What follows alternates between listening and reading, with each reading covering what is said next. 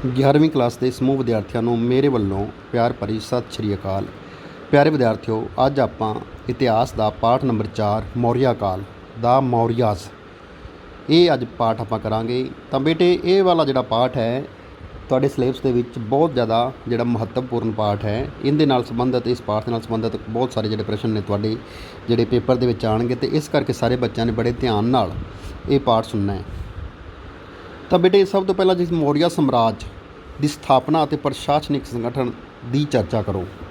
ਤਾਂ ਮੌਰੀਆ ਸਾਮਰਾਜ ਬੇਟੇ ਕਿਹਨੇ ਸਥਾਪਿਤ ਕੀਤਾ ਸੀ? ਚੰਦਰਗੁਪਤ ਮੌਰੀਆ ਨੇ। ਤੁਸੀਂ ਬੇਟੇ ਚਾਣਕਿਆ ਜਾਂ ਕੌਟਲਿਆ ਦਾ ਨਾਂ ਸੁਣਿਆ ਹੋਣਾ। ਟੀਵੀ ਦੇ ਵਿੱਚ ਵੀ ਕਾਫੀ ਸੀਰੀਅਲ ਆਉਂਦੇ ਨੇ ਜਿਹਦੇ ਵਿੱਚ ਆਪਾਂ ਚਾਣਕਿਆ ਜਾਂ ਕੌਟਲਿਆ ਦਾ ਨਾਂ ਸੁਣਦੇ ਹਾਂ। ਤਾਂ ਉਸ ਨੇ ਉਹਦਾ ਜਿਹੜਾ ਪ੍ਰਧਾਨ ਮੰਤਰੀ ਸੀ ਚੰਦਰਗੁਪਤ ਮੌਰੀਆ ਦਾ, ਔਰ ਜਿਹੜੀ ਉਹਨੂੰ ਸਿੱਖਿਆ ਦਿੱਤੀ ਸੀ ਉਹਦੇ 'ਤੇ ਚੱਲ ਕੇ ਹੀ ਉਹਨੇ ਨੰਦ ਵੰਸ਼ ਸੀ, ਜਿਹੜਾ ਨੰਦ ਵੰਸ਼ ਨੂੰ ਸਮਾਪਤ ਕਰਕੇ ਇੱਥੇ ਜਿਹੜਾ ਮੌਰੀਆ ਵੰਸ਼ ਉਹਦੀ ਜਿਹੜੀ ਸਥਾਪਨਾ ਕੀਤੀ ਸੀ, ਅਤੇ ਇਹ ਸਾਮਰਾਜ ਨੂੰ ਮਜ਼ਬੂਤ ਪ੍ਰਸ਼ਾਸਨਿਕ ਢਾਂਚਾ ਪ੍ਰਦਾਨ ਕੀਤਾ। ਉਸ ਤੋਂ ਪਹਿਲਾਂ ਦੇਸ਼ ਵਿੱਚ ਅਨੇਕ ਛੋਟੇ ਛੋਟੇ ਰਾਜ ਅਤੇ ਸ਼ਕਤੀਸ਼ਾਲੀ ਕਬੀਲੇ ਸਨ।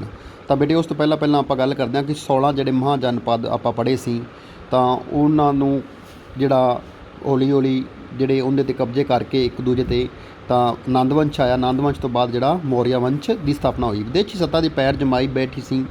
ਇਹਨਾਂ ਔਕੜਾਂ ਵਿੱਚ ਚੰਦਰਗੁਪਤ ਦਾ ਇੱਕਮਾਤਰ ਸ਼ਾਸਤਰ ਸੀ ਚਾਣਕਿਆ। ਤਾਂ ਬੇਟੇ ਜਿੱਦਾਂ ਮੈਂ ਪਹਿਲਾਂ ਹੀ ਜ਼ਿਕਰ ਕਰ ਚੁੱਕਾ, ਕੌਣ ਸੀ? ਚਾਣਕਿਆ ਜਾਂ ਕੌਟਲਿਆ।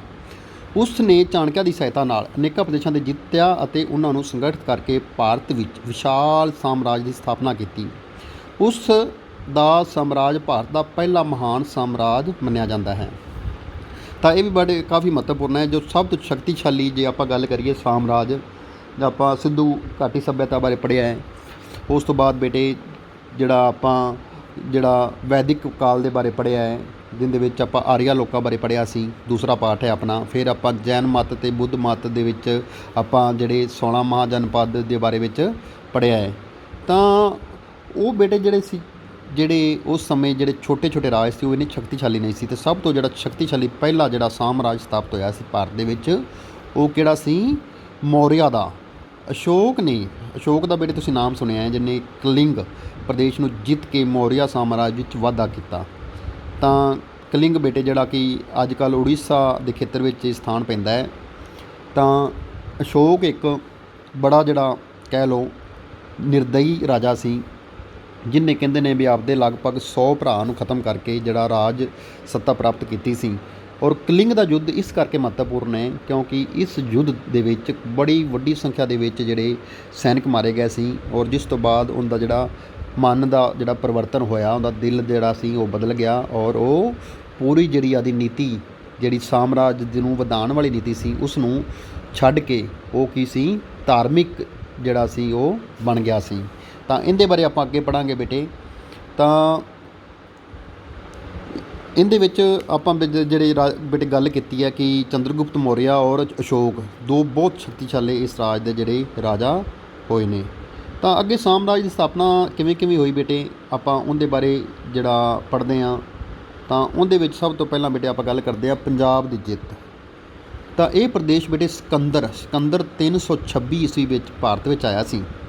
ਤਾਂ ਉਹ ਕੀ ਸੀ? ਉਹਨੇ ਪ੍ਰਦੇਸ਼ ਜਿੱਤ ਲਿਆ ਸੀ, ਔਰ ਉਹਨੇ ਆਦਾ ਇੱਥੇ ਪ੍ਰਤੀਨਿਧੀ ਜਿਹੜਾ ਸੀ ਫਿਲਿਪ, ਉਹਨੂੰ ਇਹ ਪ੍ਰਦੇਸ਼ ਦੇ ਦਿੱਤੇ ਸੀ। ਅਤੇ 325 ਈਸਵੀ ਪੂਰਵ ਵਿੱਚ ਫਿਲਿਪ ਦਾ ਕਤਲ ਕਰ ਦਿੱਤਾ ਗਿਆ। ਮਤਲਬ 1 ਸਾਲ ਬਾਅਦ ਹੀ ਜਿਹੜਾ ਕਿ ਉਹਦਾ ਕਤਲ ਕਰ ਦਿੱਤਾ ਗਿਆ, ਜਿਸ ਨਾਲ ਰਾਜ ਵਿੱਚ ਅਰਾਜਕਤਾ ਫੈਲ ਗਈ। 323 ਈਸਵੀ ਪੂਰਵ ਵਿੱਚ ਸਿਕੰਦਰ ਦੀ ਮੌਤ ਹੋ ਗਈ, ਔਰ 323 ਦੇ ਵਿੱਚ ਸਿਕੰਦਰ ਦੀ ਵੀ ਜਿਹੜੀ ਮੌਤ ਹੋ ਗਈ। ਉਸ ਨੇ ਮੌਕੇ ਦੇ ਲਾਭ ਉਠਾ ਕੇ ਛੇਤੀ ਪੰਜਾਬ 'ਤੇ ਹਮਲਾ ਕਰ ਦਿੱਤਾ ਅਤੇ ਉਸ ਨੇ ਕਬਜ਼ਾ ਕਰ ਲਿਆ। ਤਾਂ ਚੰਦਰਗੁਪਤ ਮੌਰੀਆ ਨੇ ਪੰਜਾਬ ਵੀ ਪ੍ਰਦੇਸ਼ ਜਿੱਤ ਲਿਆ। ਉਸ ਤੋਂ ਬਾਅਦ ਉੱਤਰ ਪੱਛਮੀ ਭਾਰਤ ਦੀ ਜਿੱਤ। ਤਾਂ ਪੰਜਾਬ ਜਿੱਤ ਮਗਰੋਂ ਚੰਦਰਗੁਪਤ ਨੇ ਉੱਤਰ ਪੱਛਮੀ ਭਾਰਤ 'ਤੇ ਹਮਲਾ ਕੀਤਾ। ਤਾਂ ਉੱਤਰ ਪੱਛਮ ਦੇ ਵਿੱਚ ਬੇਟੇ ਕਿਹੜੇ ਆਪਣੇ ਪ੍ਰਦੇਸ਼ ਆਉਂਦੇ ਨੇ ਤੁਹਾਨੂੰ ਪਤਾ ਹੋਣਾ ਚਾਹੀਦਾ ਹੈ, ਜਿਹਦੇ ਵਿੱਚ ਆਪਣਾ ਪੰਜਾਬ ਤੋਂ ਅੱਗੇ ਆਪਾਂ ਗੱਲ ਕਰਦੇ ਹਾਂ ਰਾਜਸਥਾਨ ਗੁਜਰਾਤ ਦਾ ਏਰੀਆ ਆ ਜਾਂਦਾ ਹੈ। ਤਾਂ ਇਸ ਨੂੰ ਆਪਣੇ ਅਧਿਕਾਰ ਵਿੱਚ ਲੈ ਲਿਆ। ਇਸ ਜਿੱਤ ਨਾਲ ਚੰਦਰਗੁਪਤ ਮੌਰੀਆ ਦੇ ਰਾਜ ਦੀ ਸੀਮਾ ਸਿੰਧ ਨਦੀ ਦੇ ਪੂਰਬੀ ਤੱਟ ਨੂੰ ਛੂਹਣ ਲੱਗੀ। ਸਿੰਧ ਨਦੀ ਬੇਟੇ ਅੱਗੇ ਵੀ ਆਪਾਂ ਜ਼ਿਕਰ ਕੀਤਾ, ਜਿੱਥੇ ਸਿੰਧੂ ਘਾਟੀ ਸੱਭਿਅਤਾ ਵੱਸੀ ਸੀ, ਜਿਹਨੂੰ ਆਪਾਂ ਸਿੰਧੂ ਘਾਟੀ ਸੱਭਿਅਤਾ ਜਾਂ ਸਿੰਧ ਘਾਟੀ ਸੱਭਿਅਤਾ ਜਾਂ ਹੜੱਪਾ ਸੱਭਿਅਤਾ ਦੇ ਨਾਂ ਨਾਲ ਜਾਣਦੇ ਹਾਂ। ਅੱਗੇ ਆ ਗਈ ਮਗਧ ਦੀ ਜਿੱਤ। ਤਾਂ ਮਗਧ ਜਿਹੜਾ ਹੈ ਬਹੁਤ ਹੀ ਜ਼ਿਆਦਾ ਮਹੱਤਵਪੂਰਨ ਜਿਹੜਾ ਰਾਜ ਸੀ। ਤਾਂ ਇੱਥੇ ਨੰਦ ਵੰਸ਼ ਜਿਹੜਾ ਬੇਟੇ ਮੈਂ ਪਹਿਲਾਂ ਜ਼ਿਕਰ ਕੀਤਾ ਸੀ, ਨੰਦ ਵੰਸ਼ ਦਾ ਸ਼ਾਸਨ ਸੀ। ਕਹਿੰਦੇ ਹਨ ਕਿ ਨੰਦ ਰਾਜਾ ਦੀਆਂ ਸੈਨਾਵਾਂ ਵਿੱਚ 6 ਲੱਖ ਪੈਦਲ ਬੜੀ ਜਿਹੜੀ ਲੰਬੀ ਚੌੜੀ ਉਹਨਾਂ ਦੀ ਸੈਨਾ ਸੀ, 10,000 ਘੋੜਸਵਾਰ, 2,000 4-4 ਘੋੜਿਆਂ ਵਾਲੇ ਰੱਥ ਅਤੇ ਬਹੁਤ ਭਿਆਨਕ ਯੁੱਧ ਲੜਿਆ ਗਿਆ ਸੀ। ਅਣਗਿਣਤ ਸੈਨਿਕ ਮਾਰੇ ਗਏ। ਇਹ ਪਰੰਪਰਾ ਅਨੁਸਾਰ ਨੰਦ ਵੰਸ਼ ਦਾ ਕੇਵਲ ਇੱਕ ਵਿਅਕਤੀ ਹੀ ਬਚਿਆ ਜੋ ਸੰਨਿਆਸੀ ਬਣ ਕੇ ਜੰਗਲਾਂ ਵਿੱਚ ਚਲਾ ਗਿਆ, ਪਰ ਚਾਣਕਿਆ ਨੇ ਉੱਥੇ ਵੀ ਉਸ ਨੂੰ ਨਾ ਛੱਡਿਆ ਕਿਉਂਕਿ ਉਸਨੇ ਨੰਦ ਘਰਾਣੇ ਦਾ ਜੜੋਂ ਨਾਸ਼ ਕਰਨ ਦੀ ਸਹੁੰ ਚੁੱਕੀ ਸੀ। ਤਾਂ ਬੇਟੇ ਚਾਣਕਿਆ ਜਾਂ ਕੌਟਲਿਆ ਨੇ ਜਿਹੜਾ ਕੀ ਸੀ, ਨੰਦ ਵੰਸ਼ ਦੇ ਰਾਜੇ ਨੇ ਜਿਹੜਾ ਕਿ ਉਹਦਾ ਅਪਮਾਨ ਕੀਤਾ ਸੀ, ਤਾਂ ਉਸ ਅਪਮਾਨ ਨੂੰ ਜਿਹੜਾ ਬਦਲਾ ਲੈਣ ਵਾਸਤੇ ਉਹਨੇ ਚੰਦਰਗੁਪਤ ਮੌਰੀਆ ਨੂੰ ਤਿਆਰ ਕੀਤਾ ਸੀ। ਔਰ ਫਿਰ ਉਹਦੇ ਜਿਹੜੀ ਨੀਤੀ 'ਤੇ ਚੱਲ ਕੇ ਚੰਦਰਗੁਪਤ ਮੌਰੀਆ ਨੇ ਮਗਧ 'ਤੇ ਜਿੱਤ ਪ੍ਰਾਪਤ ਕੀਤੀ। ਚੌਥੀ ਜਿੱਤ ਹੈ ਬੰਗਾਲ ਦੀ ਜਿੱਤ। ਮਗਧ ਵਿੱਚ ਜਿੱਤ ਤੋਂ ਬਾਅਦ 321 ਈਸਵੀ ਪੂਰਵੀ ਵਿੱਚ ਚੰਦਰਗੁਪਤ ਗੱਦੀ 'ਤੇ ਬੈਠ ਗਿਆ। ਹਾਂਜੀ, ਕਿਉਂਕਿ ਮਗਧ ਹੀ ਸਭ ਤੋਂ ਵੱਡਾ ਰਾਜ ਸੀ ਔਰ ਉਹਦੀ ਜਿੱਤ ਤੋਂ ਬਾਅਦ ਹੀ ਉਹ ਰਾਜਾ ਬਣ ਗਿਆ ਸੀ। ਚੰਦਰਗੁਪਤ ਨੇ ਹੁਣ ਆਪਣਾ ਧਿਆਨ ਹੋਰ ਪੂਰਬੀ ਰਾਜਾਂ ਵੱਲ ਲਗਾਇਆ। ਕੁਝ ਸਮੇਂ ਮਗਰੋਂ ਉਸਨੇ ਬੰਗਾਲ 'ਤੇ ਵੀ ਕਬਜ਼ਾ ਕਰ ਲਿਆ।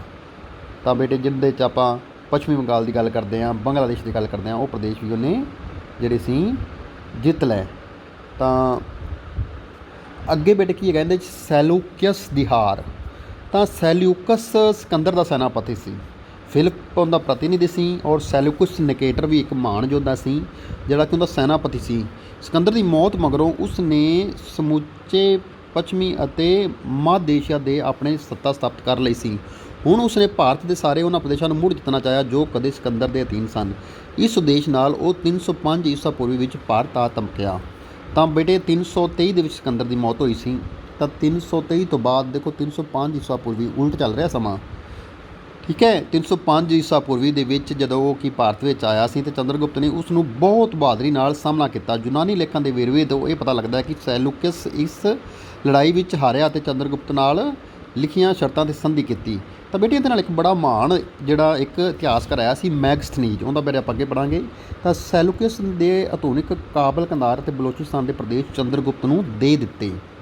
ਦੂਸਰਾ ਉਹਨੇ ਕੀ ਕੀਤਾ, ਮੈਗਸਥਨੀਜ਼ ਸੈਲੂਕਸ ਵੱਲੋਂ ਰਾਜਦੂਤ ਦੇ ਰੂਪ ਵਿੱਚ ਪਾਟਲੀਪੁੱਤਰ ਆ ਗਿਆ ਜੋ ਕਿ ਮਗਧ ਦੀ ਰਾਜਧਾਨੀ ਸੀ। ਬੇਟੇ ਯਾਦ ਰੱਖਣਾ, ਪਾਟਲੀਪੁੱਤਰ ਸੀ ਮਗਧ ਦੀ ਰਾਜਧਾਨੀ ਔਰ ਮੈਗਸਥਨੀਜ਼ ਸੀ ਇੱਕ ਯੂਨਾਨੀ ਜਿਹੜਾ ਸੀ, ਉਹ ਜਿਹੜਾ ਵਿਦਵਾਨ ਸੀ ਜੋ ਕਿ ਰਾਜਦੂਤ ਦੇ ਰੂਪ ਵਿੱਚ ਉਹ ਪਾਟਲੀਪੁੱਤਰ ਰੁਕ ਗਿਆ। ਚੰਦਰਗੁਪਤ ਨੇ ਸੈਲੂਕਸ ਨੂੰ ਤੋਹਫੇ ਦੇ ਰੂਪ ਵਿੱਚ 500 ਹਾਥੀ ਦਿੱਤੇ।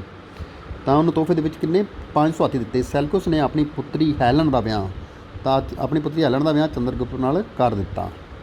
ਹੋਰ ਜਿੱਤਾਂ, ਚੰਦਰਗੁਪਤ ਨੇ ਕੁਝ ਹੋਰ ਪ੍ਰਦੇਸ਼ਾਂ 'ਤੇ ਵੀ ਜਿੱਤ ਪ੍ਰਾਪਤ ਕੀਤੀ। ਅਜਿਹਾ ਸਮਝਿਆ ਜਾਂਦਾ ਹੈ ਕਿ ਸੌਰਾਸ਼ਟਰ ਜਿਹੜਾ ਕਿ ਬੇਟੇ ਹੁਣ ਗੁਜਰਾਤ ਦਾ ਏਰੀਆ ਹੈ ਦਾ ਪ੍ਰਦੇਸ਼ ਚੰਦਰਗੁਪਤ ਦੇ ਅਧੀਨ ਸੀ। ਜੈਨ ਅਤੇ ਤਾਮਿਲ ਸਾਹਿਤ ਅਨੁਸਾਰ ਚੰਦਰਗੁਪਤ ਦਾ ਸਾਮਰਾਜ ਦੱਖਣ ਵਿੱਚ ਉੱਤਰੀ ਮੈਸੂਰ ਜਿਹੜਾ ਬੇਟੇ ਹੁਣ ਕਰਨਾਟਕ ਦਾ ਜਿਹੜਾ ਏਰੀਆ ਹੈ ਤੱਕ ਫੈਲਿਆ ਹੋਇਆ ਸੀ। ਇਸ ਪ੍ਰਕਾਰ ਚੰਦਰਗੁਪਤ ਨੇ ਭਾਰਤ ਵਿੱਚ ਇੱਕ ਮਹਾਨ ਸਾਮਰਾਜ ਦੀ ਨੀਂਹ ਰੱਖੀ। ਉਸ ਦਾ ਸਾਮਰਾਜ ਉੱਤਰ ਵਿੱਚ ਹਿਮਾਲਾ ਤੋਂ ਲੈ ਕੇ ਦੱਖਣ ਵਿੱਚ ਉੱਤਰੀ ਮੈਸੂਰ ਤੱਕ ਅਤੇ ਪੂਰਬ ਵਿੱਚ ਬੰਗਾਲ ਅਤੇ ਪੱਛਮ ਵਿੱਚ ਹਿੰਦੂ ਕੁਸ਼ ਪਰਬਤ ਤੱਕ ਫੈਲਿਆ ਹੋਇਆ ਸੀ। ਉਸ ਦੇ ਸਾਮਰਾਜ ਵਿੱਚ ਕਿਹੜੇ ਕਿਹੜੇ ਬੇਟੇ ਦੇਸ਼ ਸੀ, ਅਫਗਾਨਿਸਤਾਨ, ਬਲੋਚਿਸਤਾਨ, ਸਮੁੱਚਾ ਉੱਤਰੀ ਮੈਦਾਨ ਜਿਹਦੇ ਵਿੱਚ ਉੱਤਰ ਪ੍ਰਦੇਸ਼ ਦਾ ਏਰੀਆ ਬੇਟੇ, ਸੌਰਾਸ਼ਟਰ, ਗੁਜਰਾਤ ਦਾ ਏਰੀਆ, ਮੈਸੂਰ ਕਰਨਾਟਕ ਦਾ ਏਰੀਆ ਆਦਿ ਪ੍ਰਦੇਸ਼ ਸ਼ਾਮਲ ਸੀ। ਉਸ ਦੇ ਸਾਮਰਾਜ ਦੀ ਰਾਜਧਾਨੀ ਕਿਹੜੀ ਸੀ ਬੇਟੇ, ਪਾਟਲੀਪੁੱਤਰ, ਜਿਹੜੀ ਕਿ ਆਧੁਨਿਕ ਬਿਹਾਰ ਰਾਜ ਦੀ ਰਾਜਧਾਨੀ ਹੈ ਪਟਨਾ। ਤਾਂ ਇਹ ਬੇਟੇ ਯਾਦ ਰੱਖਣਾ, ਠੀਕ ਹੈ। ਇਹ ਪ੍ਰਸ਼ਨ ਤੁਹਾਨੂੰ ਛੋਟੇ ਪ੍ਰਸ਼ਨ ਵੀ ਆਉਣਗੇ। ਤਾਂ ਕੱਲ੍ਹ ਆਪਾਂ ਜਿਹੜਾ ਇਹਦੇ ਪ੍ਰਸ਼ਾਸਨਿਕ ਸੰਗਠਨ ਬਾਰੇ ਪੜ੍ਹਾਂਗੇ। Thank you very much.